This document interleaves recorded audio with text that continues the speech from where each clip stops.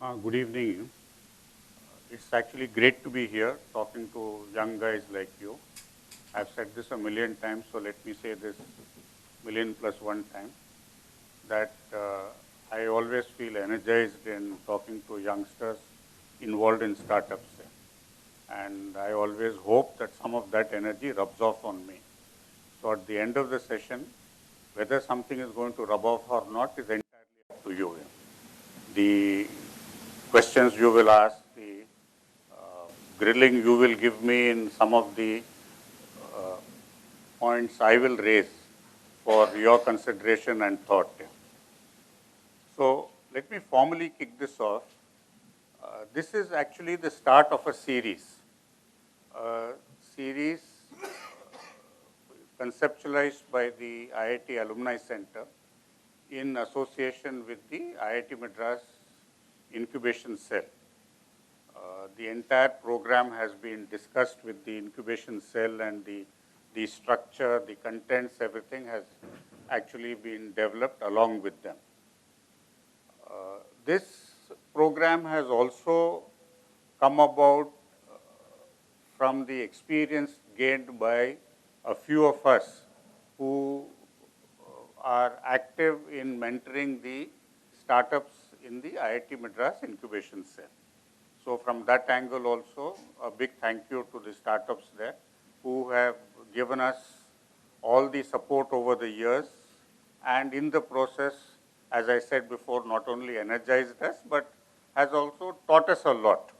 So this program is actually a reflection of that coming from the background of the many years of mentoring which we have done over the years.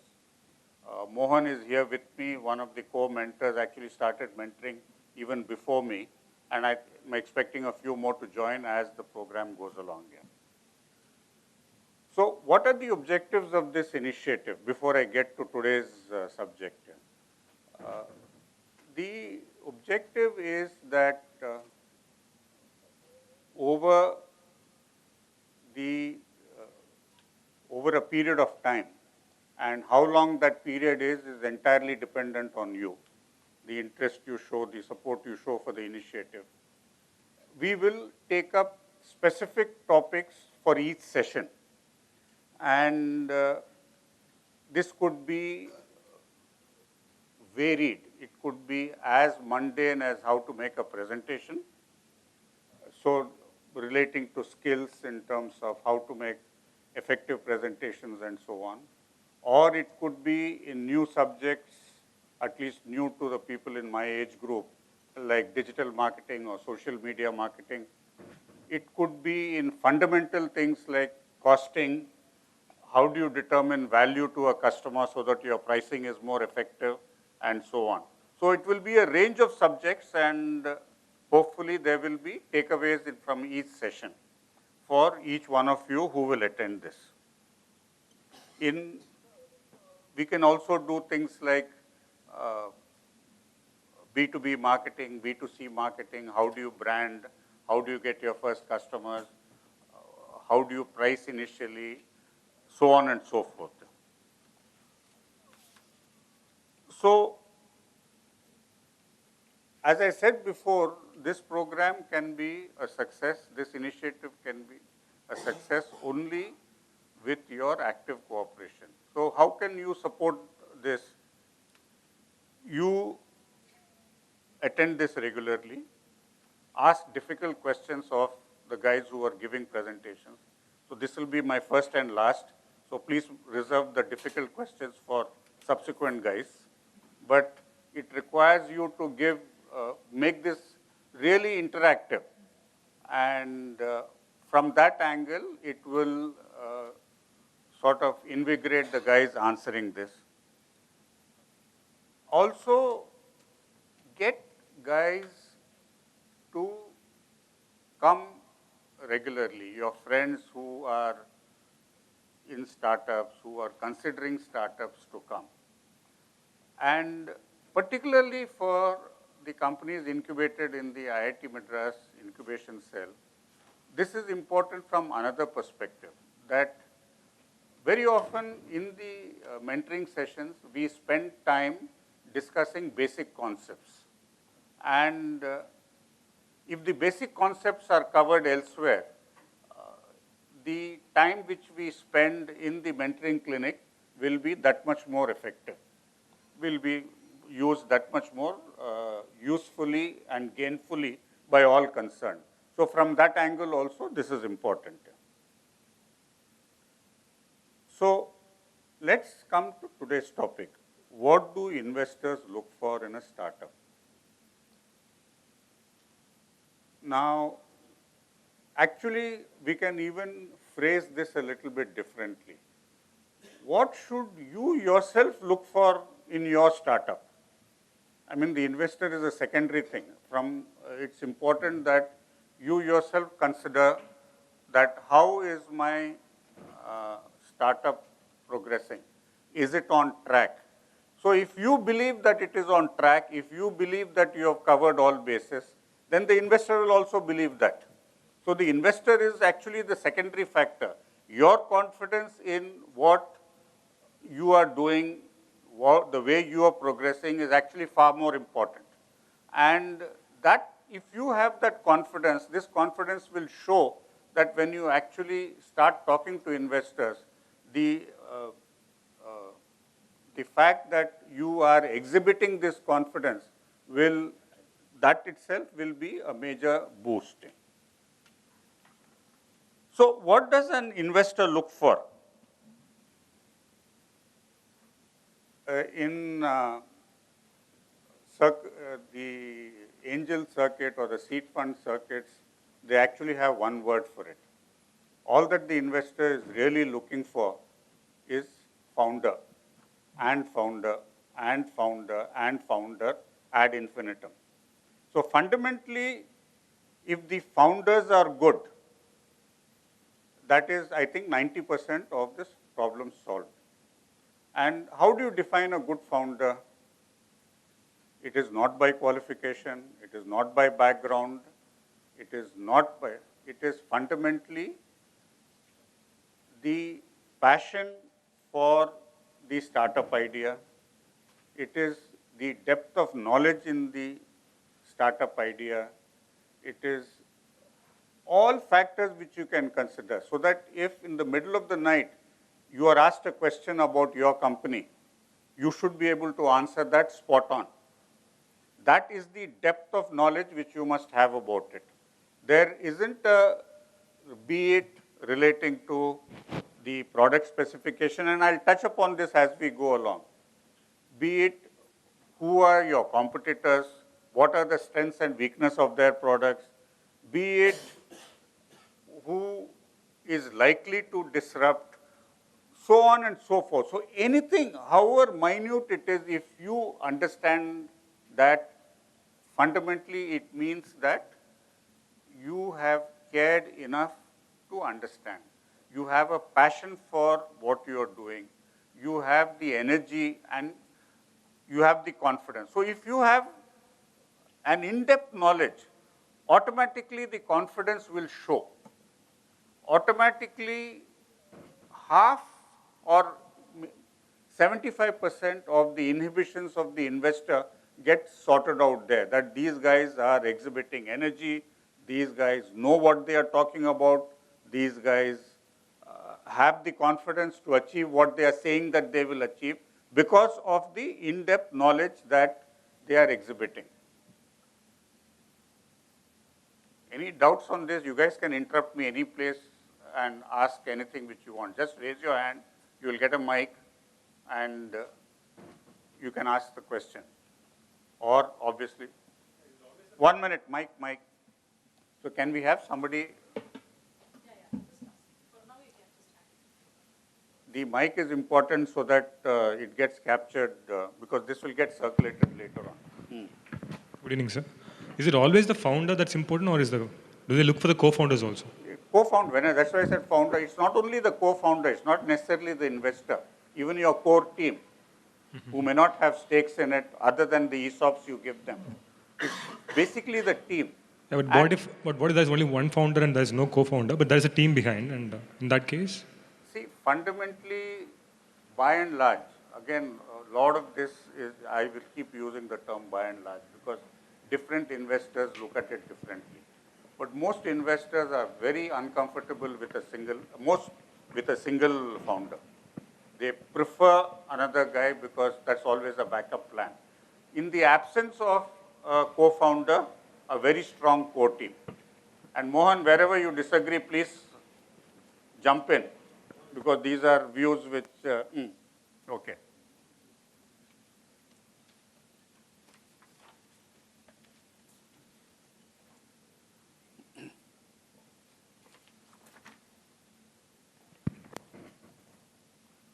The second most question is, what is the problem you are solving?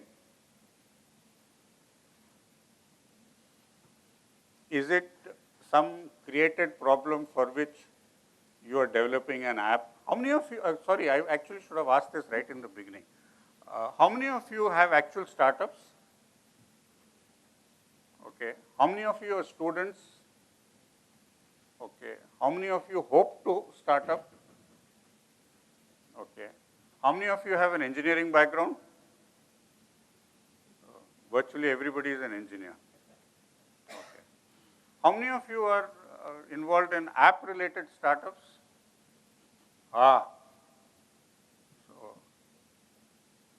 So I have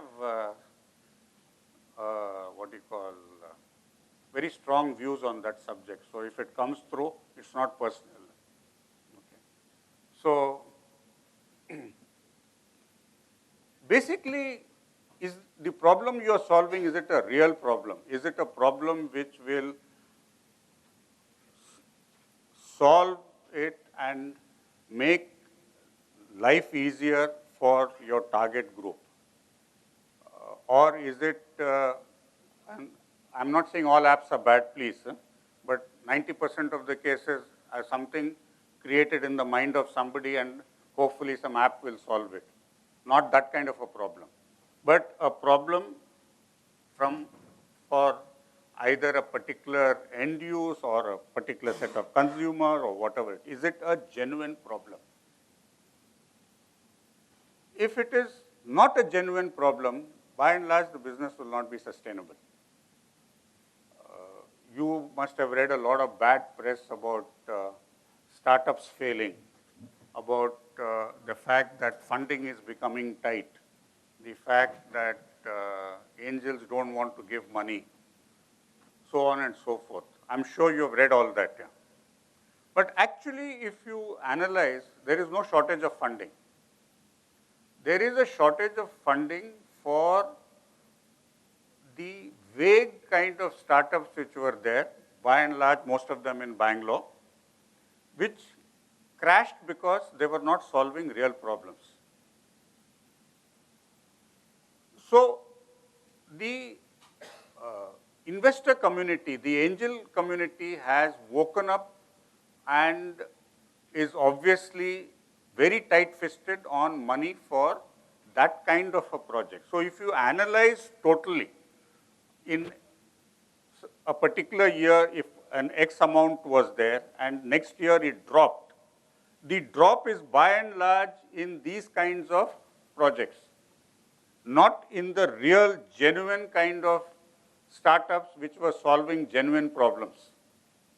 So please don't go with this thought in your mind that funding has dried up, funding is not available.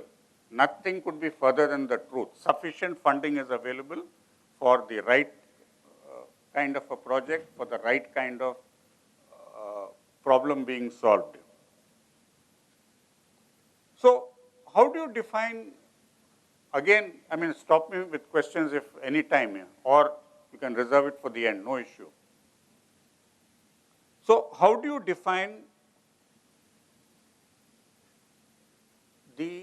so you have identified a problem, so you have a solution. So the next question which will come is this solution unique? Is this solution a Me Too kind of a solution being done by somebody else? If it is a Me Too kind of a solution, what is the differentiator? Like there are mixer grinders available. If you say that I have a better mixer grinder, then what is different? I mean, if you just say that the other guy goes at 1000 RPM, I'm just picking an example, and I go at 1200 RPM, that's not a difference. What is the difference something which will excite your customer? Be it an industrial customer, be it a consumer, a direct consumer using it in their home. Is it something which will excite people, or is it a Me Too product with hardly any differentiation? The ideal one is that it is a problem being solved for the first time. I mean, that obviously is not going to happen every day of the week, but there are sufficient of those problems where you are attempting something new for the first time. And particularly in the IIT Madras incubation cell, there are sufficient companies like that which are solving new problems, which are developing new, the problems always existed. People knew that it was a problem, but thanks to technology, new solutions are being found. So are you doing something like that, where the technology is new? To give you an example, in a company, they are measuring defects online. I mean, measuring defects online has been done for many, many years. But there was a temperature cap of 100 degrees. Now, this company in the incubation cell is measuring this at 350 degrees. So, obviously, wherever there are hot fluids going through pipelines, and if you can measure it online, then you're improving safety, you're improving, reducing costs, so on and so forth. So you're solving a problem, you are doing it in a way whereby it costs the company less, it improves the safety, it improves the reliability, so on and so forth. I mean, I just took one example. I can take any number of examples. So fundamentally, what is the problem I'm solving and how am I solving it? Is it a huge difference to what is being done now? And the bigger the difference, the more valuable you are. Clear? Because this is a crucial point. Either I must be saying things brilliantly, or I'm saying it so badly that you guys don't have a clue of what I'm talking about. Are you asking because I'm asking? Is it like only technology-driven startups have a future? So from what you just said. I'm not saying that. I gave an example because that is about the only thing I understand here. Okay. I do not understand other things. Mohan, would you like to give an example of something which is not technology related? Can you give an example of Goovi? No? That is it only technology related startups have a differentiator? Not really. A differentiator can be on anything actually. So it can be in the area of education.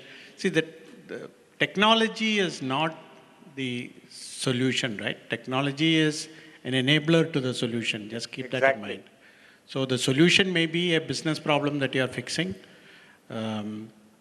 I mean, for example, iPod that came 10, 15 years ago was a differentiator. I mean, it was not the technology that differentiated it, but the fact that people could listen to music on the go was a differentiator.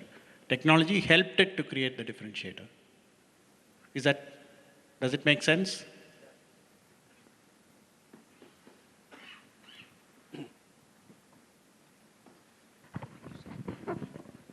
So, to put the same thing differently, what you're asking. So, what is the differentiator? Is it that I have IP which will ensure that I'm the differentiator? Is it that I am doing things so much better than what the other guys were doing? Is that the differentiator? Is it that I'm looking at it so differently today That is that the differentiator? So there needs to be a differentiator.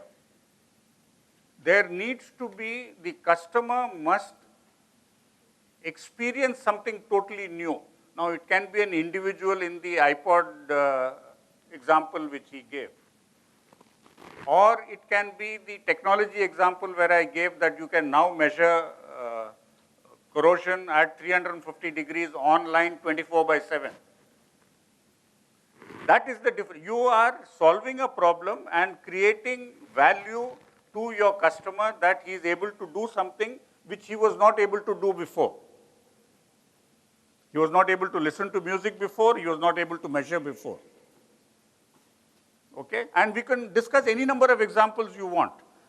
But is there a gap? And the larger the gap, the better you are.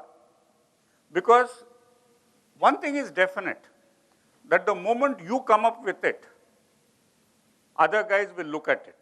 And other guys will start wondering how you are doing it. So, which brings me to the next point, that to your business, what is the entry barrier? And particularly the entry barrier you must consider are big boys with deep pockets. Because you are a startup, you will be scrambling around in lakhs, and these big boys will look at crores. These big boys can afford money going down the toilet, you can't afford it. To have the second cup of tea, you will think twice. They don't look at that. So, and these days, particularly if you're in a technology-related issue where distance is not a problem, our neighbor China is always there. And at my age, I haven't figured out yet how they do pricing, because it's very obvious that the cost is something.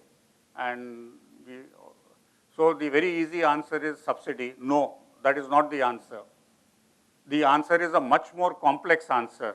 But still people have not figured that out as to why are they able to price something when patently your cost is way, way above that. It appears as if their cost is above that. Then, so you have to worry that can China come into this? So obviously in all products China won't come in, but the big boys can come into all products. The big boys globally, the big boys in India.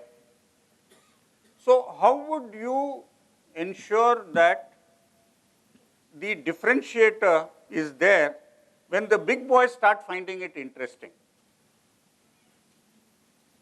Okay. So what is the answer for that? Would anybody like to hazard a guess? Sorry? Continuous innovation. Okay, that is. Any other answer? Okay, but they can also generate core competency, no? And possibly generate it faster. Volumes. Sorry? Gain traction faster. Okay. Sorry? Yeah, but they will drop prices and customers are very fickle. Yeah.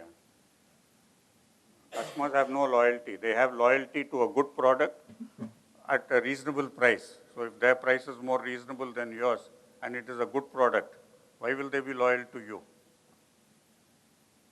Volumes. They can generate volumes faster than you. Fundamentally, because for them working capital is not a problem. For a startup, working capital will be an issue. Anything relating to funding will be an issue.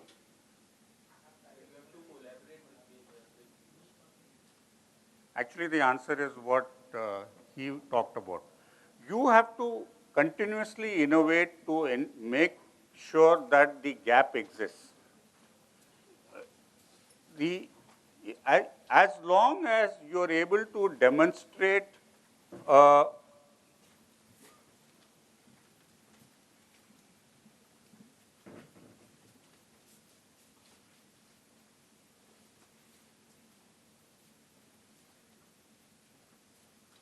as long as you are able to demonstrate that this is the path I am taking or I am proposing to take, and I will continue to maintain the gap. So as long as you show leadership or a difference of about 9 months to 12 months, ideally 12 months, you are ahead of the game. So going back to that example of 350 degrees, if by the time they catch up to 350, if you are able to take it up to 450, it's a totally different level altogether. Or if you are able to do something else, if you are able to reduce cost, because and they still have to figure out how to do that. So you have to look at it in multiple ways. And traction is an answer, because if you do not have traction, you cannot grow. Volume is an answer, but it cannot be the only answer. If the fundamental answer is that you need to maintain that difference. If once you allow them to catch up, and if the big boys are catching up with their deep pockets, then they will get ahead of you. Because they have more money to throw behind the innovation.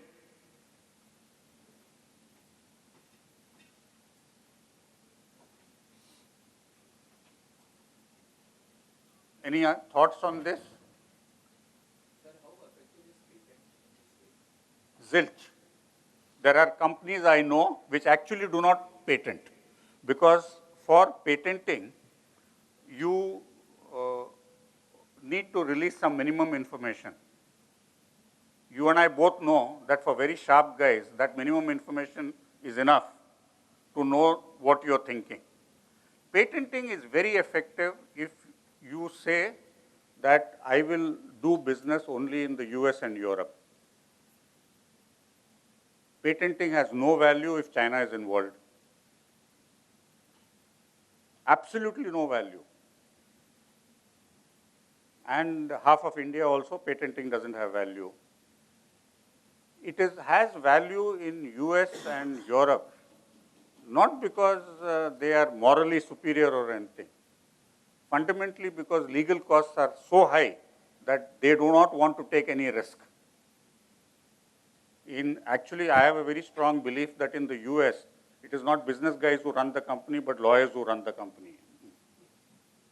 So fundamentally, legal costs are exceptionally high. And obviously, standards of morality and all are very high compared to what China is. But basically, the main reason is that legal costs are way, way too high. They can't afford somebody coming after them saying that you infringed my patent. But I'm not saying that you shouldn't patent. Please, again, don't get me wrong. But it's not the answer. You can't say that I have patented and hence I will protect IP. They will find a variant to that. They will find variant in such a way that they are not infringing on your patent. And parts of India and definitely a whole of China, they will do exactly what you have done and with no compunction at all.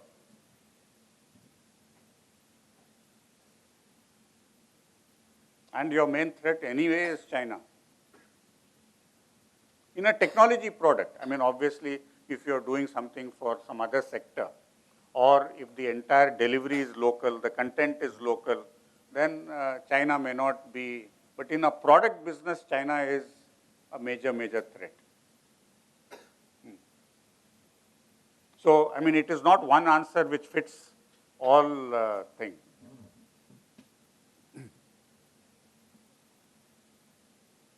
Any other thoughts on this?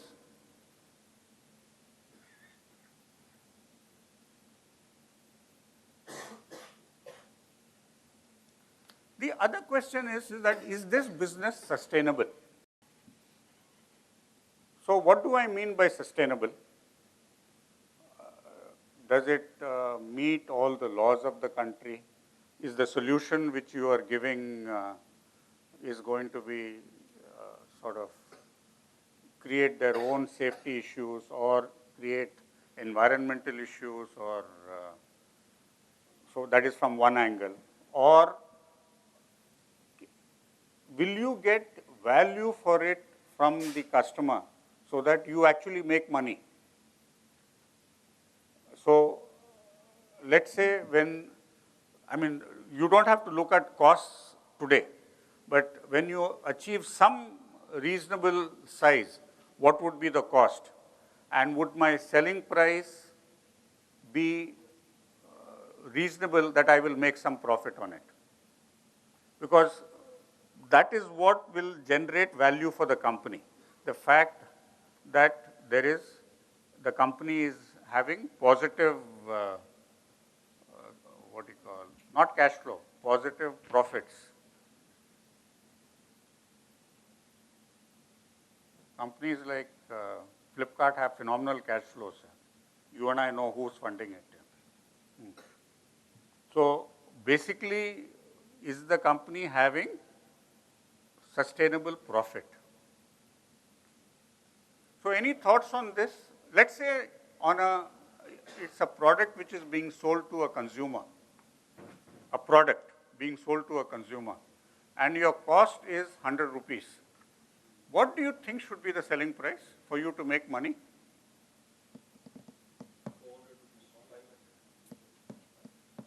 500, 400. Any other thoughts? Reasonable volume. So you will go in for distribution. 30 to 40% of the cost. Of cost. Sorry? Of? Okay. So who's going to pay for distribution? Who's going to pay for service returns? Who's going to pay for warranty? Who will pay distributors' costs? Do you know how much distributors in the consumer sector ask these days? The retail shop guy and the distributor in between? Exactly. The distributor in between for a branded product will expect 15 to 20%. The retailer will expect 25 to 30%. So we are talking about 40, 45. This is not my core area of strength, but in a future session, this will be a subject for discussion. I just wanted to sort of give you guys a flavor. And somebody who has run a company selling consumer products will come and talk. But typically, the first guy got it right. It has to be 4 times. If your material cost is 100 rupees, if you sell it anywhere below 350 rupees, you're actually losing money. You will make some money if you're selling it around 400 rupees. If it is a B2B product, you will get away with 350 rupees, maybe 300 rupees. Again, these are broad thumb rules, not necessarily apply for every product.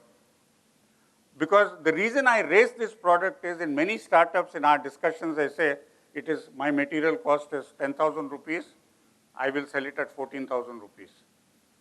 All this will work if you want to sell 5 units. If you want to assemble the unit yourself. If you do not have any distribution. If there is a problem in the product, you will go and fix it. One of the,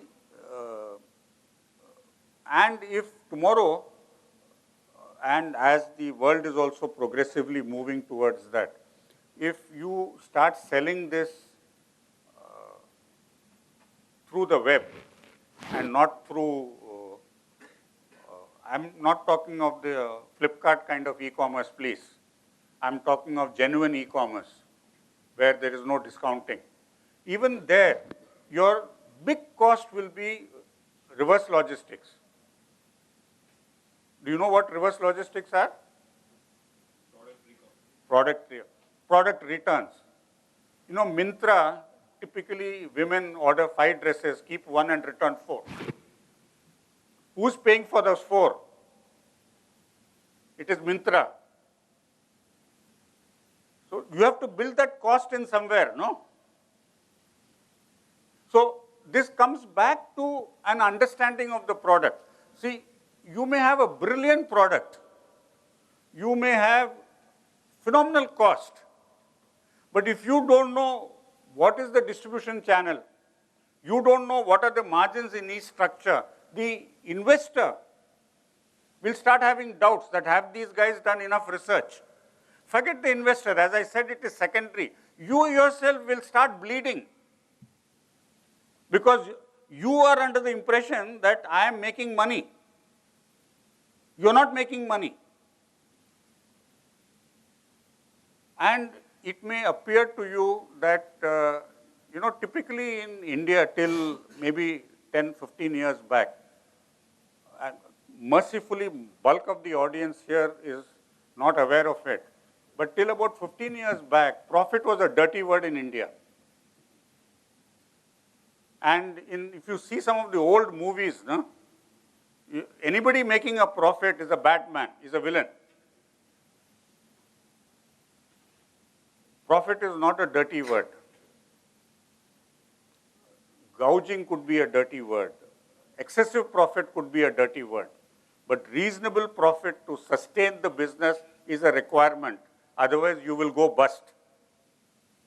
And forget the investor. You are not interested in going bust.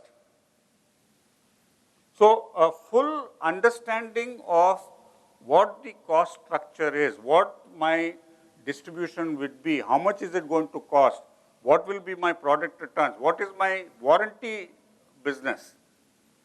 So you have to go and fix the product, 1 year, 2 year, 3 year, whatever is the period for which you will give the warranty. Who bears costs of that? Any questions here? One thing I would like to say here is there are many industrial consumable products which have got the reliability factor built in such a way that you don't get that type of calls within warranty also. The probability, suppose you have sold 100 units, maybe 10 calls might come, the other 90 may not come. So it depends on the nature of the product itself. I agree. But see, what happens is, you are talking, I think, of components. But if I talk of a finished product, then I agree that as reliability improves, this has started coming down. But still it is a factor to be considered. So maybe 5 years back, we would have considered X% to be warranty cost. With our experience, today we will consider Y%, with Y significantly lower than X. So, see, business methods are changing. How many of you are interested in manufacturing related startups? Okay. And would this be high volume manufacturing, or would it be few pieces kind of manufacturing? So let me give you an example about a point on which he raised about reliability going up. What he says is very, very true. In the automobile sector, if you drive down Sri Perumbudur on that highway, for the guys who are old enough, you would have seen in the good old days, huge boards which very, very proudly said, we are a 100 ppm plant, outside all the component manufacturer. So, till Maruti came into India, and the component base was developed around that to Japanese standards, we didn't have a clue on what the defect rate was. We used to measure quality.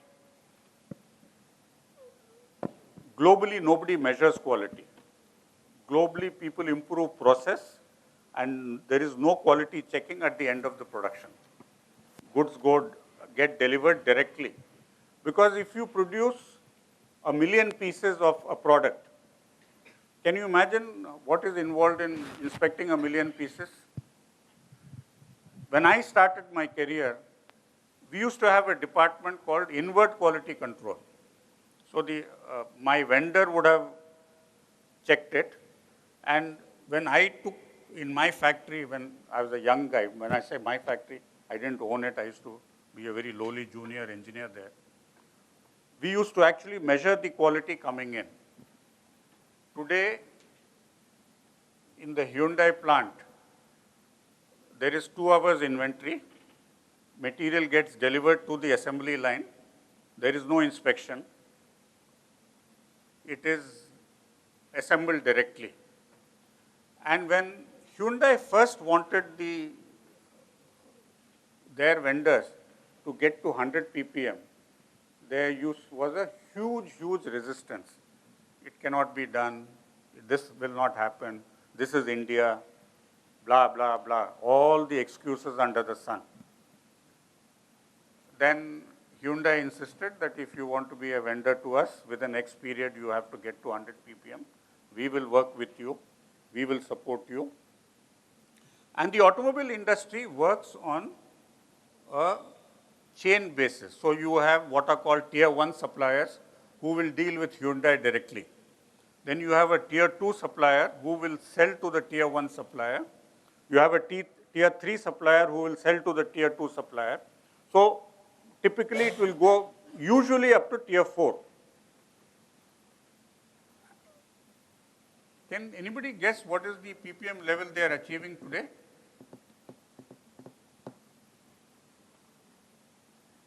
Let me expand on people for the benefit of people who don't understand ppm. 100 ppm means for every million pieces delivered, 100 pieces are defective. So you can imagine the quality standard is very, very high. What do you think Hyundai achieves today? Vendors, huh? Globally, there isn't a company which has yet hit 1 ppm. Hyundai vendors today achieve 25 ppm. And 100 to 25 is not that difference. It is exponentially different because as you get closer and closer to that number, smaller number, it becomes that much more exponentially difficult. And this has all been achieved only by improved manufacturing processes. So you must have studied root cause analysis and things like that when you guys were doing engineering. So it's fundamentally application of those techniques. And Hyundai is now talking of 20 ppm, 15 ppm, 10. So ultimately, I think they will, because beyond a particular level, the cost of building that quality. So in the space mission, they will have that kind of, because they will have actually much more than that. They'll have redundancies built into it, so that if this fails, that will take over and so on. But this is not a space mission, it's a normal car. But 25 ppm is enormous. And for guys who started their career, forget like me 45 years back, but I'm talking of guys who have started their career even 20, 25 years back. It is humongous. So you actually, if you are planning to manufacture a product in volume, you must be aware of these techniques because your investors will ask you these questions. What process have you built? How will you reduce defects? So that is the in-depth understanding I'm talking about.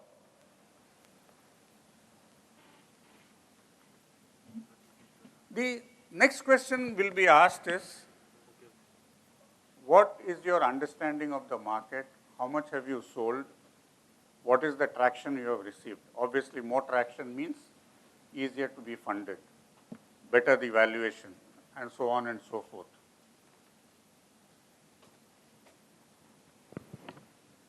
So,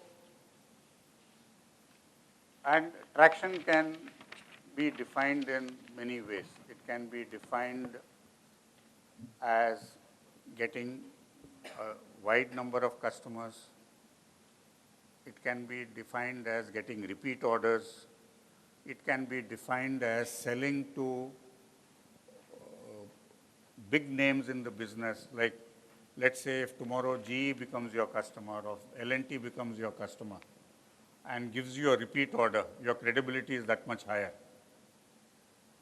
If you're able to establish a price level and then say that this was a startup price and I will get to this price, And if GE has given you orders or L&T has given you orders, or even other reasonably credible guys have given you orders, consumed the product, given you feedback, that is traction. So if you don't even have a prototype, if you are don't even have a minimum viable product, will you get funded? Yes, if you have a godfather. Unlikely from typical, unless your idea is so brilliant, unless it is so revolutionary, that you may get grant, you will not get funding. But that you then need to go to a different group of people. You don't go to typically guys who are funding, expecting some return after X number of years. So, if let's say a prototype is going to cost 1 crore, I'm just taking a number. Should I be in that business? You have to ask yourself that serious question. If the prototype is going to cost me 25 lakhs, do you have the capacity to raise that kind of money to build a prototype, to get a minimum viable product, to go out and get expression of interest from people?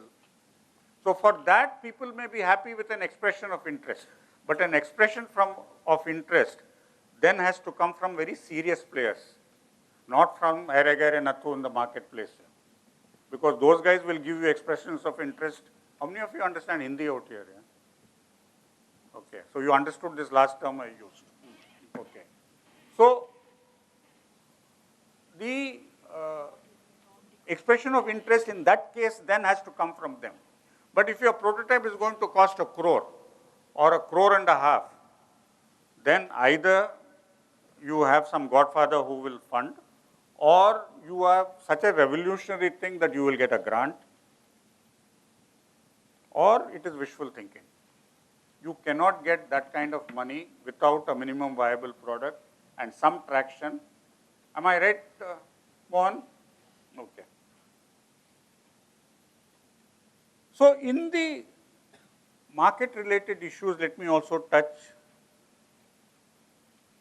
something which I touched upon earlier, your understanding of how that product will be sold. Is it a B2B product? Is it a B2C product? What is the size of the market? So if your size of the market, let's say 100% share if you achieve, or what is the right jargon for that is addressable market. So if your total addressable market, let's say, is 5 crores, there will be a lot of guys who will not invest. But there will be a set of guys for local products who will be willing to come in. So it depends on whom you're talking to. Recently, I'll give you an extreme example. A company in the incubation cell which went for funding, their addressable global market was $7 billion, assuming that they got 100%. Obviously, nobody gets 100%. But you can imagine even what 1% or 5% of $7 billion is. And actually, one investor, very serious, very credible guy, I mean, he was not an idiot who was just spouting, who has funded a lot of things, said that this is not big enough for me. $7 billion was not big enough for him. Now, this is an extreme case, but I thought I would mention that so that you will get investors of all sizes and shapes. Most of the investors, even $1 billion will be humongous. But it depends on whom you're talking to. So, but you must have an understanding that this is my market size, because that is a definite question. What is the size of the market? How do you plan to get a share of that market? So whether the investor asks you or not, you must know that, no? that am I going to be a player in Madras? Am I going to be a player in Tamil Nadu? Am I going to be a player in the south of India? Am I going to be a player in India? Am I going to be a player in the Asian market? Each of your aspirations will require a different way of approaching it. It will have different timelines. It will have different costs. So if you say that I'm a national player, then you must know what is the size of the market in India. And how am I going to become a national player in terms of selling the product, in terms of distributing the product, in terms of maintaining after-sales service support, so on and so forth.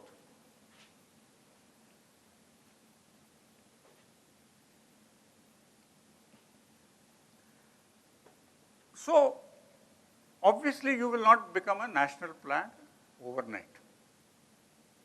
You will go step by step. You will go sector by sector, maybe.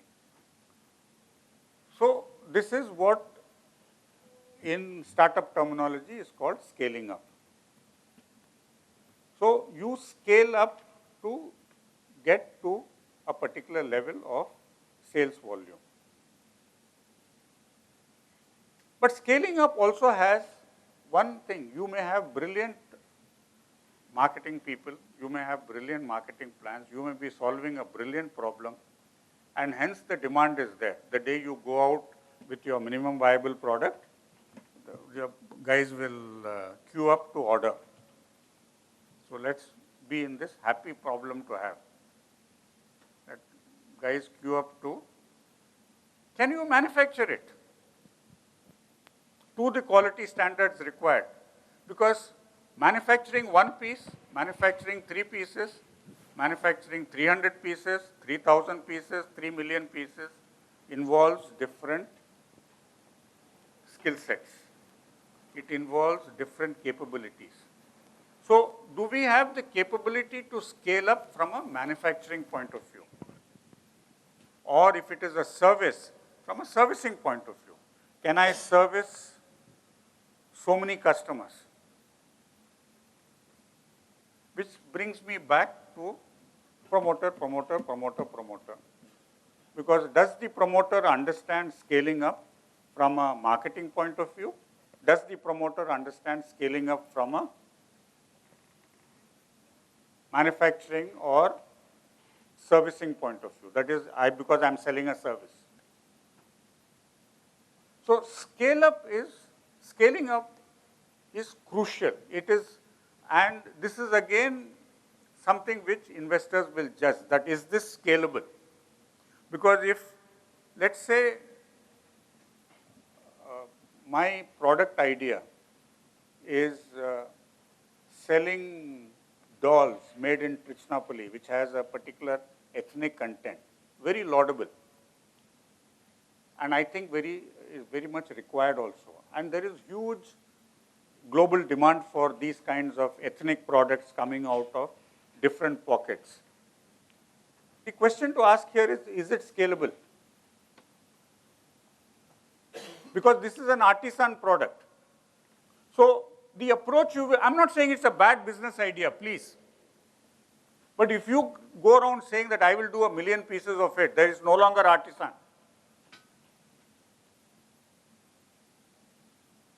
Because imagine you getting people to make that product, hand make that product. So you have to approach each issue. Again, an extreme example, please. But extreme examples help the cause of sort of getting a point through.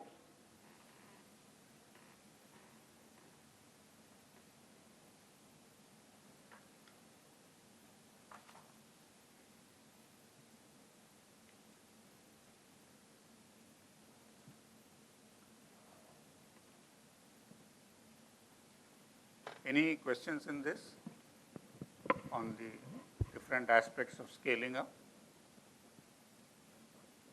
Yes, please. My question is about replication of my business idea. Suppose if a big pocket, big player replicates my idea, and the impact is positive impact environmentally. So, at the time, do I need to worry about it or? I'm sorry, I don't understand the question. I'm sorry. Okay, I will tell once more. My question is about replicating my business idea by the big players. My business idea will create a positive impact on the environment and also on the people. Supposing the big player replicates my idea and is scaling up in a the volume in big level. So during that time, do I need to worry about it or will I be happy about it? Because he's creating the positive impact on a larger scale. I really don't know how to answer the question. If you are an NGO, you should feel very happy about it. Okay. You have done social impact, good things. Good things have come out of an idea. If you are in this business to make money, then I would be very upset. Yeah. Ultimately, you conceptualized it. You came up with it. Why were you not able to scale up before that big boy? So please come for more of these talks. Okay, we will discuss in each one of these sessions different aspects of ensuring how we stay ahead.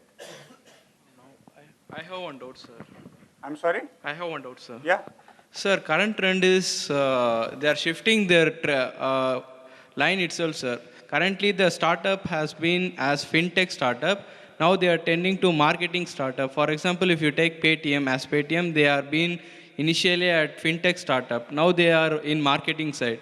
Whether we can change our platform itself on the go, or we should stick on to that into our originality. Okay. It's a good question. So, if right in the beginning, let's talk of Paytm. If they said that they are fintech as well as marketplace, they wouldn't have got 1 rupee of funding. No investor likes any founder or any startup riding on two horses.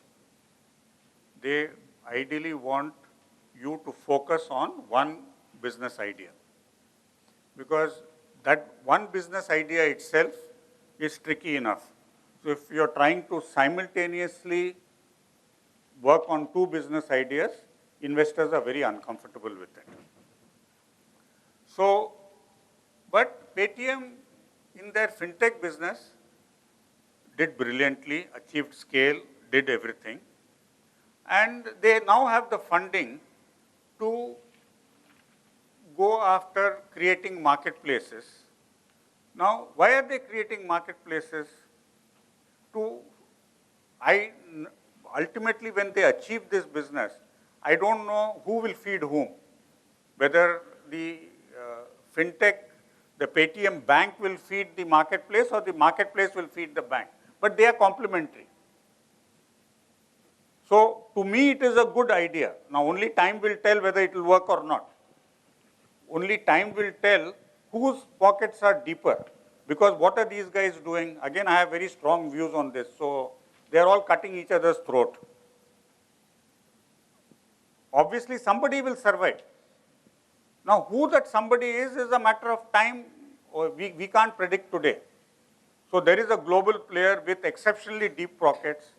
Will he collapse first? In my opinion, highly doubtful. But stranger things have happened in the past. Whether some of these local guys will collapse, you have seen that the smaller ones have already collapsed. The other guys are on oxygen right now. So there are 2 or 3 guys left. Now, will they survive? Will they not survive? Only time will tell. Nobody can make predictions in this. But what Paytm has done is very logical. Now, whether a startup should change course. Now, I don't know whether we should be discussing that today, but since you have started this, again, classic startup language is called pivoting. So, you can pivot for multiple reasons.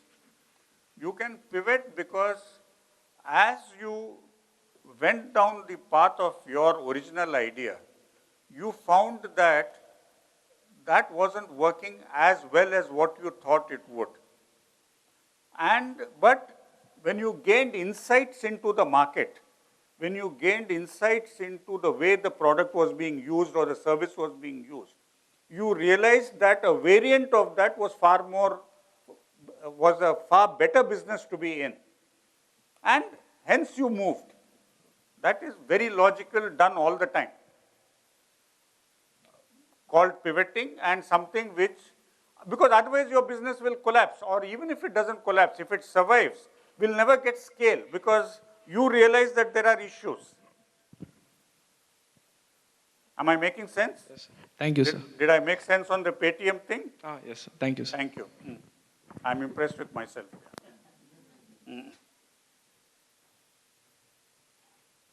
Any other thoughts? Yeah. How do you know the addressable market you have defined is the right market size? Like, more often you estimate that this is the total addressable market. It's based on some assumptions you've got, like, your product can be substituted to some other alternatives out there, or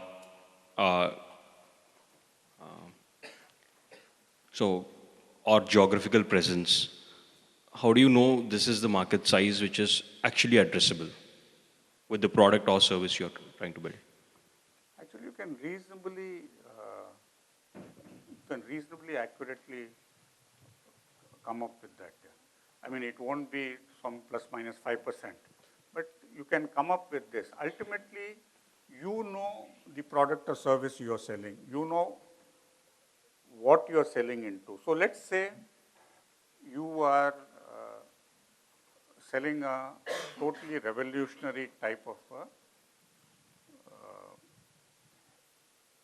how do I put it here? Headlights, for instance. One of the biggest problems on the road, and I still can't figure out why brilliant guys have not come up with a solution for it, is when guys go on high beam in the highway and blind the guy coming on the other side. So why that? So tomorrow you come up with a brilliant high beam product which doesn't blind the guy coming on the other side of the road. What will be your addressable market? India produces currently about 3 million cars. Yeah. So 3 million. Is that your addressable market? No, all the vehicles, right? All the cars and So trucks. there is a replacement market, retrofit market. So you know the population of cars in India, maybe some 15 million or something, some such number. So your total addressable market is 15 million retrofit plus 3 million a year of new vehicles coming out. But in this case, all the vehicles won't be replaced. You're talking of total market. Addressable. You're not talking of what will be, you will sell. Then you start working out plans. So the addressable market, that example I gave you of $7 billion, they don't have a hope in hell in the next 25 years of getting $7 billion. But 1% of $7 billion and 1% of $700 million, huge difference. So addressable market doesn't mean market share. So then you will start making plans that I have 15 million pieces retrofit, 3 million per year new vehicle. I will start with 1%, 2%, 3%, 10%. And then the entire discussion will be on how will you get to 3%. If you say that in 2 years I will go to 3%, how will you do that? That will be the discussion. So obviously you will then talk of, I will do this to get to 3%. But estimating addressable market normally is not difficult, unless it is a product like iPhone. Even there I think you should, because there, are you talking of the music where you are substituting the iPod? Or are you talking of the phone where you're substituting the normal mobile phone? How will you estimate the addressable market? The iPod market was reasonably easy to, you can say the minimum was the Walkman. Yeah. That was the minimum addressable market, plus whatever was the shift because you made it far easier than what the Walkman was. But at least the Walkman was a benchmark. What will be the benchmark for iPhone? Is it when it originally came, not now. Now you can all do regression analysis and come up with that this is the. When in the good old days, when they first released the product, was it substituting the iPod or was it substituting the normal mobile? No. No, I don't. I think it's a combination of It is a iPod. combination. So in a plus- combination, it's very difficult to say that this is my addressable market. Famous people who, what you call, have a hand on what technology is and who can predict trends, call the iPhone an idiotic product. So, so there you may find it difficult to convince an investor if you come up with something revolutionary like that. But otherwise, if you know the problem you are solving, you should be able to come up with an addressable market. Should be. Thank you. So my question is scaling. Sorry? With respect to scaling, sir. So I'll give my personal example. So we create board games around liberal arts. So when I try to, like right now we have a small traction, but when I'm thinking of scaling, should I increase my portfolio by creating board games around various other topics, or should I try up like thinking like on a scaling like taking it online form? So right now my board games are in physical form.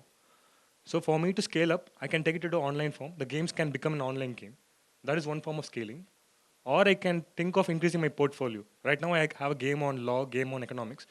Should I think on scaling up in this way, or should I think of scaling in like offline to online form? We are discussing a domain which I don't understand here.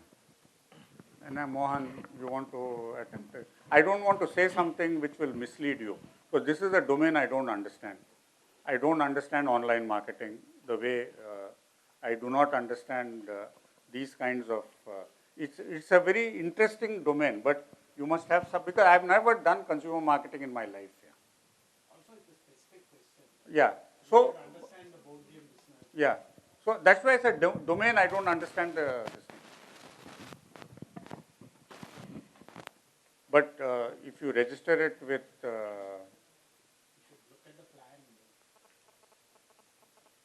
Register it with Jaya, you know her, no? Okay, we'll do that.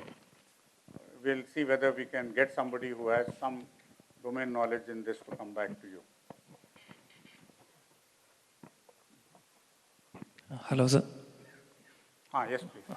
Sir, my name is Ajit. I am representing Marvel Structural Consultants. Basically, we are concentrating on service industry. So my question is, how do you value your company in the starting itself, especially for a service industry, not like a technology? So it's a starting stage and service is not yet started. So how you value in the beginning itself? Okay, can you hold that question for a little bit longer and then No, so one more question. Come to that aspect and then. So one more question. Yeah. So what will be the percentage of shares that an investor will look forward, irrespective of the valuation? Again, can you just hold that question, please? Okay.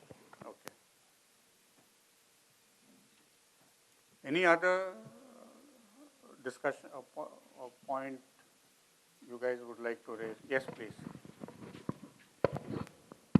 Sir, I'm Namrata, and my doubt is regarding markets. So if I'm like planning to start a startup, should I like design the startup that it suits the market, or can I keep in check with the market as I grow?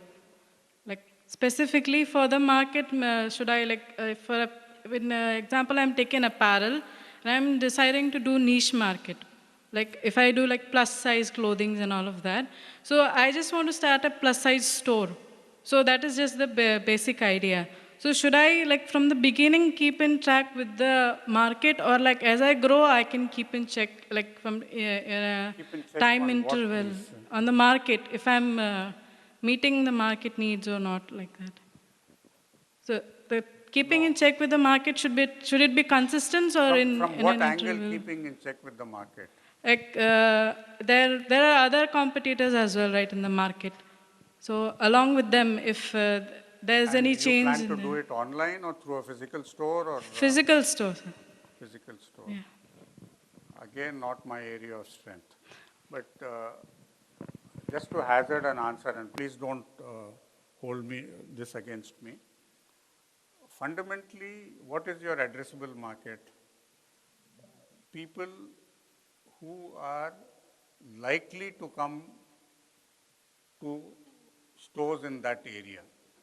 Unless you are such a well-known brand that people will travel large distances. Like in the good old days, Nalli meant Nalli. Now Nalli is there all over the place. But Nalli meant Nalli. So people will used to travel large distances to go to T Nagar to the Nalli store. So if you're an iconic brand, it will be looked at in one way. If you're a startup, really nobody knows you. So do you have the marketing wherewithal to create the brand? And that is expensive. So you will basically try to put up a store where footfalls are high and over a period of time start gaining repeat traction from the quality of your clothing, from the price point, from the range which you offer, so on and so forth, the service which you offer. And there is a whole mix of that. Again, this is something which cannot really be discussed like this. So, in that case, it is fundamentally the place where you put up your store will determine to a certain extent. The local promotions which you do will determine to a certain extent. If, let's say, you open a store in, to give you an example, in Spencer Plaza. Once upon a time, that was the only mall in the city. I mean, you know the condition of Spencer Plaza now. You know the condition of City Center Mall now. So the question is, are you also moving with this thing? That are you moving to where people are going or where your target customer is going? The addressable market concept, I think, is more relevant for somebody selling a product. You are really not selling a product. You are the final stage of retailing a product. So I think it has to be looked at slightly differently. But again, there are people who understand this much better than me. It's not my area of strength. In that case, in his case, I didn't even want to hazard a guess. At least here, I'm trying to sort of set some outline.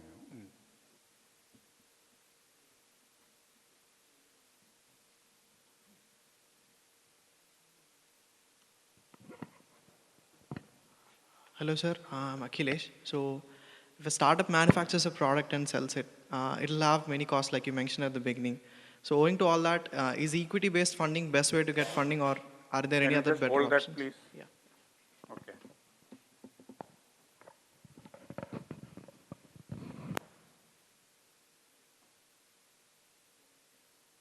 So before we get into what forms of funding, the basic question to answer is how much funding?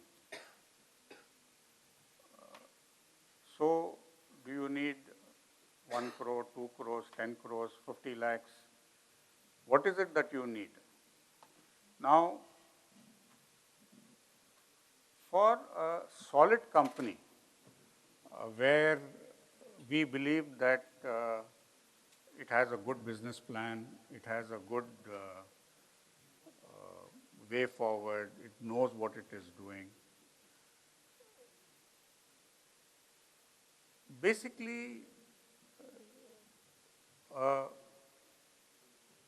the founders must realize that early stage funding is the most expensive funding possible.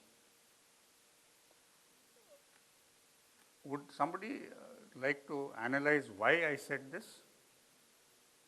And number one, do you agree with what I'm saying? That early stage funding is the most expensive funding? And if it is, then why am I saying it? Sorry? What do you care? Yeah, it is the investor's money. So it is his problem on higher dilution for you for the same amount.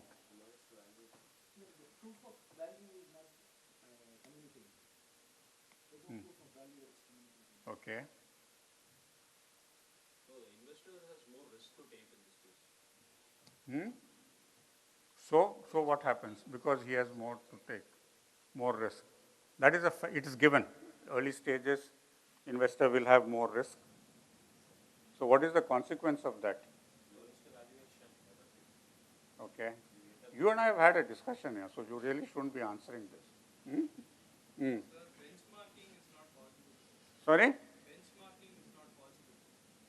Benchmarking to what? In early stage, we can't benchmark it, sir. Benchmark it to what? Through similar products. You're not discussing a product, you're discussing how much funding I need and why is, I made a statement. Do you guys agree with that statement? And if you agree, why do you agree? If you don't agree, why you don't agree?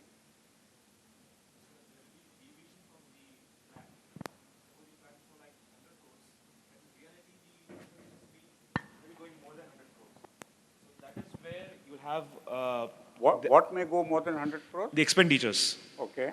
So that is where an investor will feel, yes, I'm investing more in this, which is not planned. So he'll be having a risk in that particular time.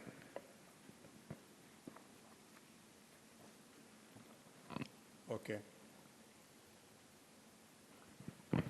I think all of you have said the right reasons for that. In the early stages,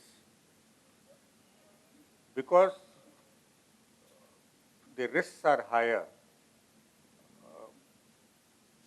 the valuation cannot be determined, and the valuation will always be to your disadvantage. As she put it, that you will, if your valuation, let's say, is 10 crores, and you want 1 crore, you are giving away 10% of the company. If your valuation is 5 crores, and you need 1 crore, you are giving 20% away of the company. If the valuation was 20 crores and you needed 1 crore, you are giving away only 5%. So the question then is that if I need 1 crore, should I raise 1 crore or should I raise 2 crores or 1.5 crores? What should I do?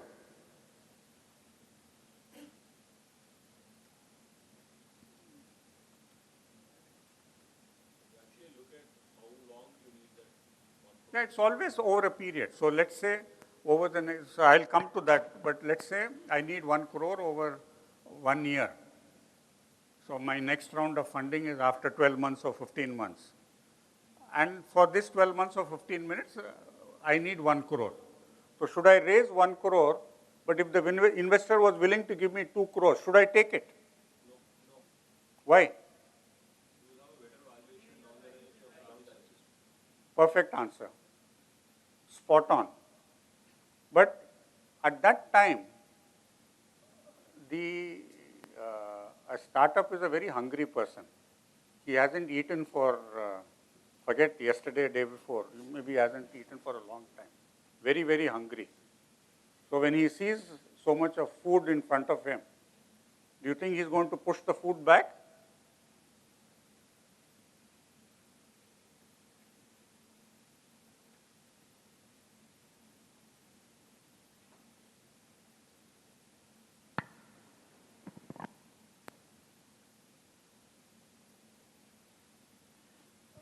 It's difficult to push it back, but I would urge you guys, consider what you need and maybe take 10, 20, 25% buffer depending on each one's capacity. Don't take it up exactly also to that same amount.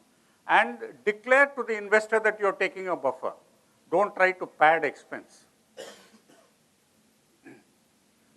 So you need, one is you have determined the amount, and how have you determined the amount? You say that, and this is something which will be insisted upon, is where are you going to spend this money?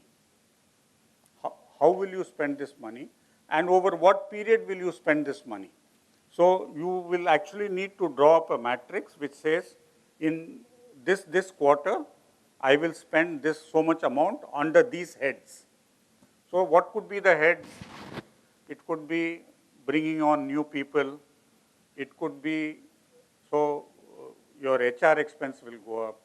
It could be for building a minimum manufacturing facility, though that is always debatable, that should I outsource manufacturing? Should I make it myself? Or should I do a part of it myself?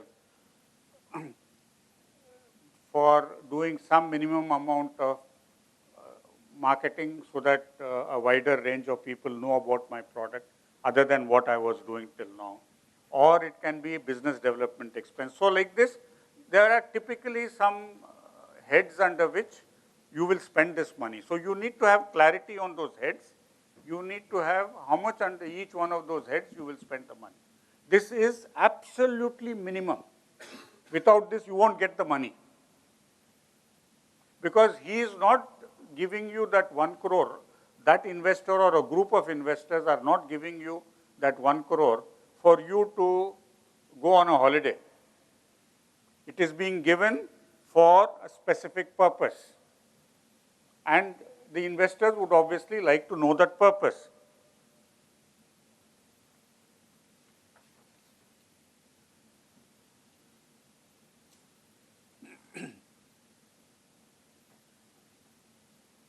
So, I mean, there are a lot of exotic kinds of instruments available for funding, but broadly it will fall under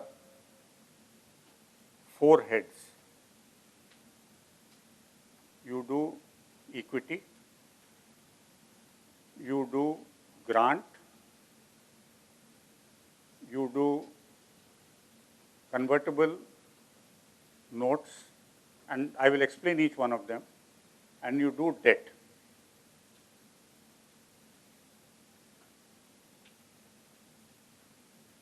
So there are some other complicated instruments available, but let's not get into that now. So these 4 instruments, till maybe a couple of years back, or a few years back, equity was the most popular one in India. And so the moment you talk of equity, the first question is valuation. Now, valuation is a very interesting subject here. So valuation in a mature company is, there are reasonable norms on that, global norms, India norms, this norms, but these are not mature companies, these are startups. You are valuing a company on the potential, not based on what it is today. In a mature company, you have sufficient data available, and so there, depending on which industry you are in, it will be some 15 times EBITDA, it will be 20 times EBITDA. Whether it is a controlling interest, it will be maybe some points above that. But here there are no norms. How do you value a startup? So the founders or the co-founders will obviously say, this is a fantastic idea, this will become $1 billion company, this will become this, and hence the valuation should be done on that basis. The investor will say, your sales is not even 5 lakhs, what are you talking of $1 billion? The truth lies somewhere in between. And is it tending, so obviously you will tend towards the $1 billion, the investor will tend towards the 5 lakhs. So how do you determine valuation? So is it a question of negotiating from a point of strength, Or are there some norms in this?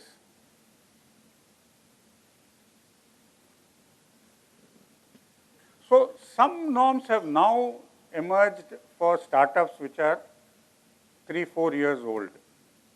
But a startup which is a year old, which is still in the very, very early stages, to determine a valuation, I think is very, very difficult. So progressively what is happening is people, at least some set of investors, are moving away from valuation and moving to what is called a convertible note. It's called CCPS for people who are technically inclined. What the expansion is, I don't know. Mohan, do you remember? CCPS. Whatever, but it's basically a convertible note. Preference shares. In this, what happens is, you do not determine the valuation today. You say that in the next round of funding, or if you meet certain criteria of, it can be turnover, it can be whatever you can determine. It can be sales turnover, or it can be the next round of funding, with a floor and a cap. So this is getting more and more traction, fundamentally because this is fair more to both the investor and the company, the startup. But there are some investors who do not believe in this. There are some startups who don't believe in this. So at the end of the day, it is your personal style, and whether your personal style matches with the group of investors you go to is something which will need to be worked out. But it is definitely gaining more and more traction now. So you are postponing the decision on valuation to a future date, and by that time hope that some clarity will emerge. And you put a floor and a cap so that both sides are protected to some extent. Am I making sense, or if there is any part of what I said you want clarity or you want more further example, let me know. Okay, so the example could be, let's say, on turnover. So if you make in your business plan, you say, I will achieve 3 crores turnover. In year 1, I will achieve 5 crores rate. 5 crores rate means you may not achieve 5 crores, 5 crores for the year, but on a month-by-month basis, it will start ramping up towards that. Something, I'm just giving you an example. So if you meet this condition, we say, okay, your valuation will be 15 crores. If you do not meet this condition, your valuation, if you meet some level of sales, your valuation will be 10 crores. If your sales is below this level, valuation will be 3 crores. That could be one way of doing that. Another way of doing that could be that if you get funded in the next round, because you will need money second time around, no? And typically the angel guys don't give money in the next round, because the first seed round guys are guys who write out small tickets and who look at higher risk. The next round guys typically are guys who look at slightly more stable companies. So their risk is there, but the risk is less.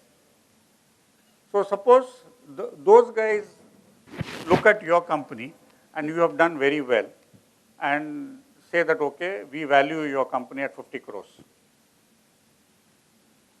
And at that time you will need maybe 20 crores. I'm just giving an example. So you value, your valuation is 50 crores, you need 20 crores. So you can determine what percentage you are giving out. But the first round guys who gave you 2 crores, will say that my cap is 20 crores, whatever valuation you get. Because they risked all their money when you were just on the very early stages. So they will put a cap of 20 crores. They might even put a cap of 20 crores, or they might put a cap of 25 crores and ask for a discount on that. All sorts of variations are possible. And you might then ask for a floor, that whatever happens, the valuation will not go below 4. So the discussion will be on what is the cap and what is the floor. Clear? This is a complicated subject, so.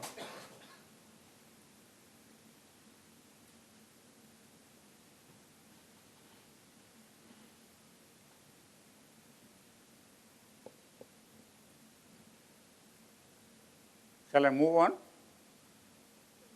Grants. Grants are basically, you will get grants either from the Government of India for some special sectors. So anybody here from biosciences? Okay, so BIRAC grants you have heard of. Okay, so that is a grant. You meet some conditions and you will get that. Or the Prime Minister has now for certain technology areas started grants from different PSUs. So if you meet certain, you are trying to get some grants out. So like this, there will be different companies. You can, if you meet certain criteria, go after a grant. Now the grant could come with conditions, without conditions. Now technically what you are getting is not a grant because they are putting conditions and wanting to convert. But there are grants available where they don't convert, they don't do anything. Or companies which are in the social impact space. So there are large groups or large funds. Omidyar comes to mind. That is possibly the world's largest investor who does impact investing by both taking equity as well as grant. So what is, you must be in a space which has social impact to qualify for that. So social impact means, let's say your business idea is malaria eradication in villages, or your business idea is education in villages, or education to the girl child, or water in villages. These are all social impact projects. So you will get grants from these organizations. Omidyar might, when it invests in you, might invest it in two parts.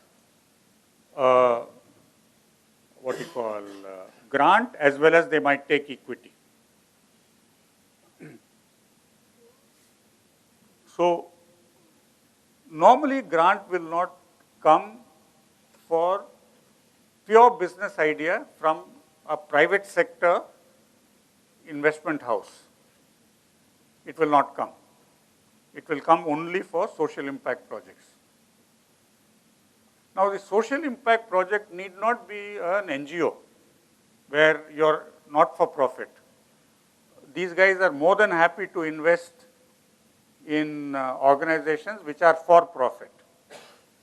Because profit is no longer a dirty word. It used to be a dirty word, not any longer.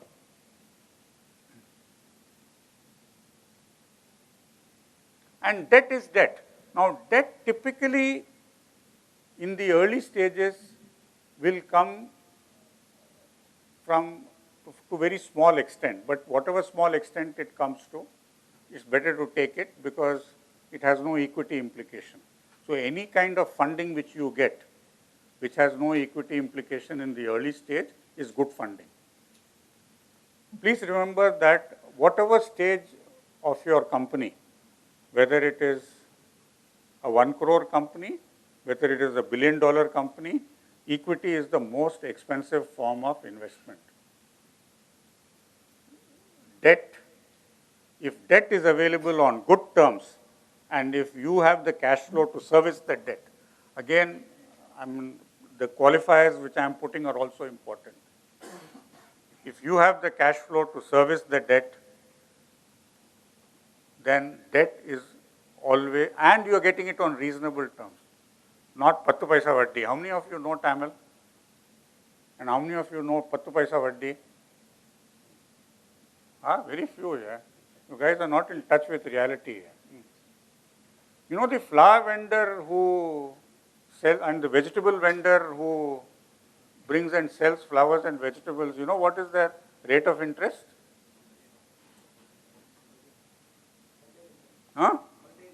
Per day 10%.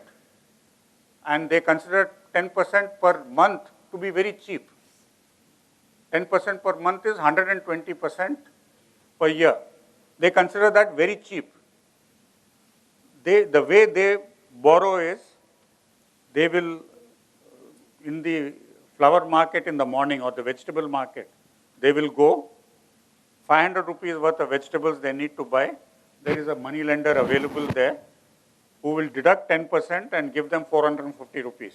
He is actually lending 500, but he gives 450 rupees. So interest is upfront.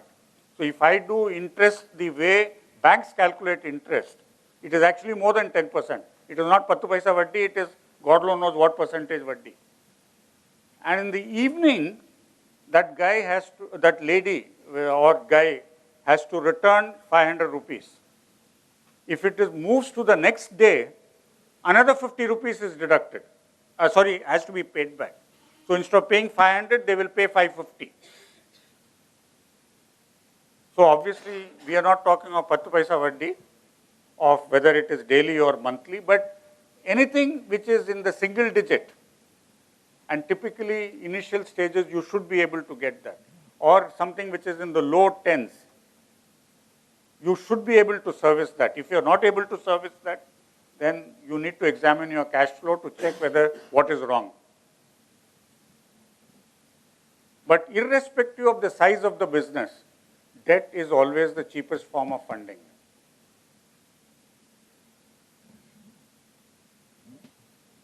Any questions in this?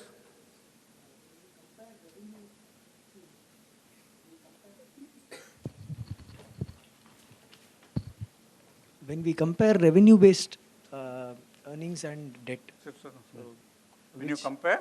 Revenue, you can earn revenue. Maybe let's take out the working capital problem. So you have revenue, you have a debt option. So what will be a better option to consider? I didn't understand the question. Sorry. No, you have a revenue that is coming from the business, normal revenue, and you have an option to get. So by revenue you mean By own financing operations. from your own profits? Yeah. That is always the best form. Internal accruals it's called. That's always the best form. Typically in the initial stages, you will not have that luxury, because whatever you are making, you are plowing it back in business. So that it is. Any other? So who will give debt funds to startups generally? Like how to get such a funding, even in the early stages? So it's even more risky. Early stages debt fund you can get only from a dedicated source. So if you are incubated in IIT Madras and if you are reasonably progressing, then small amount of debt you may get. I am not in that committee which gives this thing, so don't quote me. There are other people who will decide that, but it is possible to get debt. But you cannot get it from external people. External people will give you, debt funding is a big thing in India now. It's been a big thing globally in the past, but it is not even done before Series A. Are you familiar with this terminology of Series A, Series B and all? Or do you want me to touch upon that? So typically the first round of funding which you will get is called early stage or seed funding. The next round will be typically called pre-Series A or Series A, depending on how much you raise. So if your Series A money, which will typically be huge money, comes from a very credible source, then chances of you getting debt funding is there. And there are companies, large companies, which will give you huge amounts of debt available. Innoven is a good example. It's a subsidiary of Temasek, which is one of the largest private equity firms in the world, which does investing in India in very big way. So Innoven is a wholly owned subsidiary or a subsidiary of, I don't know, wholly owned bit, but of Temasek. And like Innoven, there are some other companies also. There are at least 3 large debt funding companies.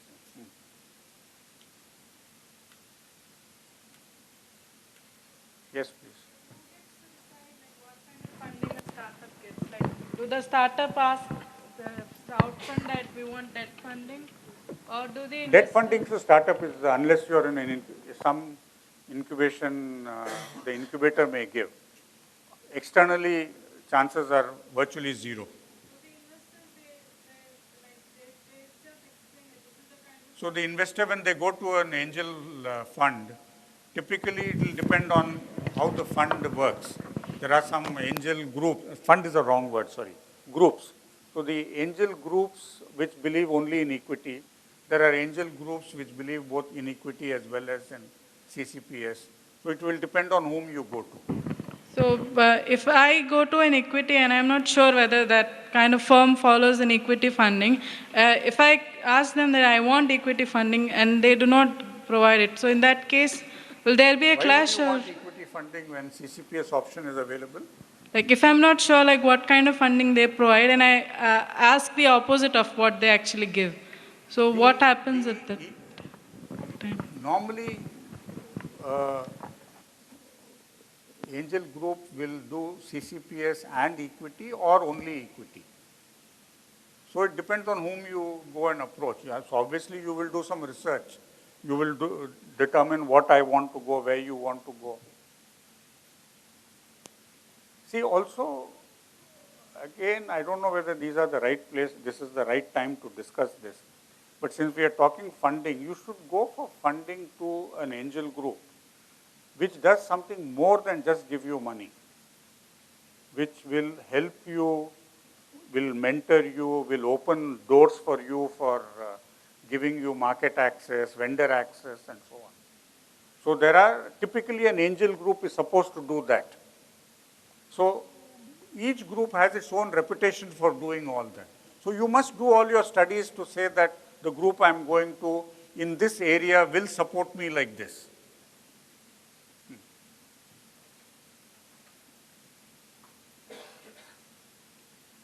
So what else will they see? We come to the end. Is there anything else you guys want to, or did I answer all your questions on funding which you were raising before? Okay. So what else will, yes please. Sir, funding can be in any denominations, no sir, from euros to dollars. For example, in Flipkart, they said that we are going to fund in dollars, so you have to be registered in Singapore. These are very complicated questions. Let's not discuss it there. Okay. And these are at subsequent stages. In the early stage, you won't even be able to afford registration in Singapore. So early stage, focus on what is done out here. And if you are registered in India, and if your place of business is in India, even if you are registered in Singapore or registered in US, you will get money only in rupees. In India, you are prohibited by law to deal in any currency other than, so when you read in the newspaper that Tiger gave Flipkart $100 million, they actually have given $100 million at whatever was the prevailing exchange rate on that day, converted it and given it to them in rupees. And this question of registering it outside is not because of currency, it's because of exits for the investor. So that's why I said it's a complicated subject, and a subject I don't fully understand. Mohan, you understand it? So exit plus taxation. It's easier to exit when you are outside rather than exit in India. But it is not related to funding, no, sir? It's not related to funding. So what else will they see?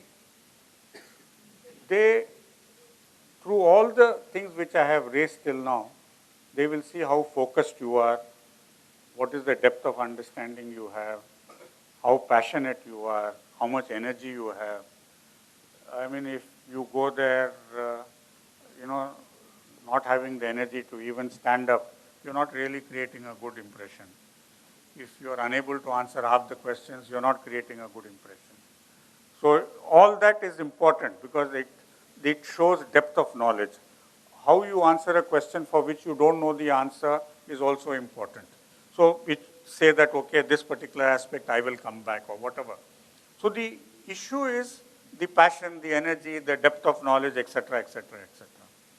The other things they will look at is obviously, as we talked before, your understanding of the market, the understanding of your competitor, the understanding of the competitor's product, your understanding of how, if say for instance China was a threat for you, how China is likely to react. If you're not even, you can have a difference of opinion on that. But if you don't even know that China is a threat, then you're in trouble. So, your depth of understanding encompasses all this. So finally, the one thing they will look at is compliance. That compliance has many facets to it. One compliance is that in the business you are in, are you breaking any laws anywhere? Or do you need excessive approvals? The other compliance is that have you been filing have you been filing all the returns which are required? And unfortunately, while we read in the newspapers on ease of doing business, simplicity of doing business, and while things have definitely improved, definitely they have improved compared to what they were before, it is still complicated. So it is important that you are aware of that and you file that. So which brings me to my final point of today, that as a startup, there will be 1,000,001 things which you will be doing for the first time in your life. My humble appeal to you, my request to you, or whatever the word I can use, is for God's sake, don't guess. Do not do something for the first time without talking to somebody who has done this before. It can be another startup, it can be a consultant, by consultant, I like say, if you're an incubation group, typically, for instance, in the IIT Madras incubation cell, for each area they have advisors, and you are not paying the bill for that, they are paying the bill for it. For God's sake, use those facilities. Do not make mistakes, because compliance or lack of compliance will be viewed that you are a cowboy. You understand what is a cowboy, no? Acts first and thinks later. Nobody wants to invest in a company like that. You invest in a company where you do things after measured thought. Yes, please.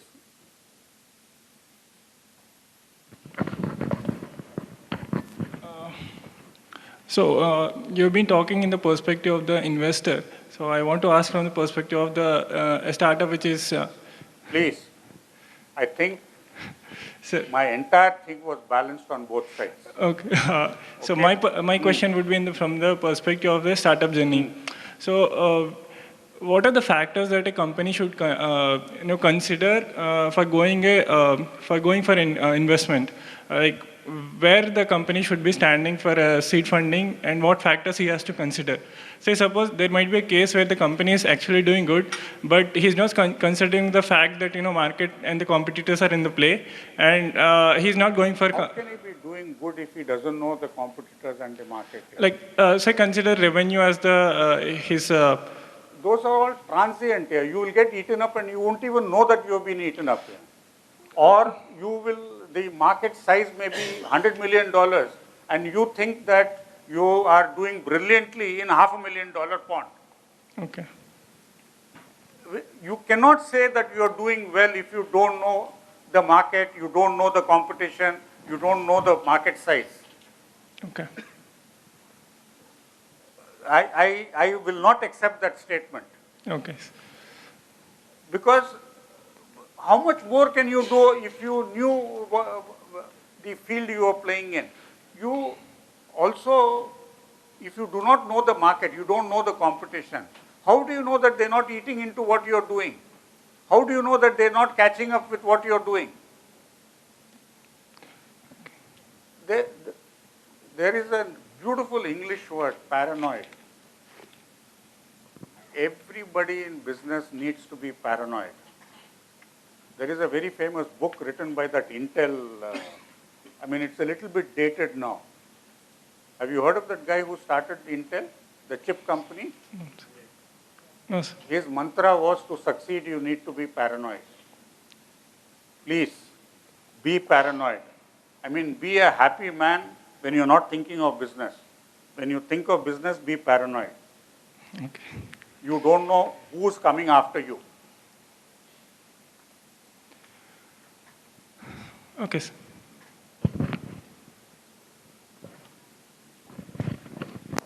Okay? Thank you very much. It's been a pleasure talking to you guys, and look forward to your support for the future series. Please do bring your friends. No, this is our, I won't accept it. No. Could we have This a is quick our round of event. applause for Gopal Please. sir, please? He's an old friend of the ITM Incubation Cell, and as our startups will vouch, always very candid, but equally empathetic with our startups. So just a very quick token. No, this is not on. This is You not can on. just keep it there, Gopal sir. Here. Thank you. Mohan, this is for you. Come on, this is our event. Come on. I know Gopal sir, absolutely. Thank you. Just a quick request to everyone who have come. First of all, thank you for here, spending a couple of hours here. We'll also be sending you a link which hopes to capture your feedback. So we would request you all to please share your thoughts on how we can improve on this, any particular topics that you would like us to cover. We are also planning to hold some workshops, so especially I would urge our startups to kind of let us know the kind of challenges they're facing so that we can kind of improve on this and deliver on the topics that they would like to hear. So thank you very much, and we hope to have more of these.